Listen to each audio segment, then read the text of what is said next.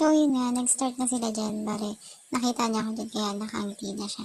Pero, kilala ko yan, sobrang hiyang-hiya na yun.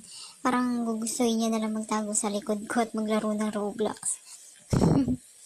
So, yun nga, napansin ko sobrang taas ng energy niya. Ang taas ng energy niya. Hindi ko sukat akalain ng ganyan yung energy niya, bibigay niya. Parang ako nakakita ng ng puno na sumasayaw. Hindi gumagalaw. na, na, na hindi na diligan. Okay lang naman yan. Kahit na ang hirap niyang ipaglaban. At least nag-effort pa rin siya na sumayaw. Na mag-perform. Yun naman talaga yung pinakamahalaga. Yung nag-perform siya, nag-effort siya.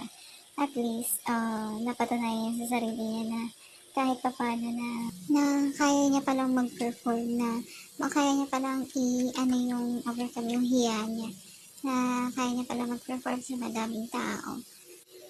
Proud ako sa kanya kahit na ganyan siya sumayaw. Kahit na walang kalatoy-latoy, walang ka-energy. Na proud pa rin naman ako sa kanya. In the end of the day, anak pa rin naman kita kahit ganyan ka. Kahit na naman mo sa akin yung pagiging mahihain mo.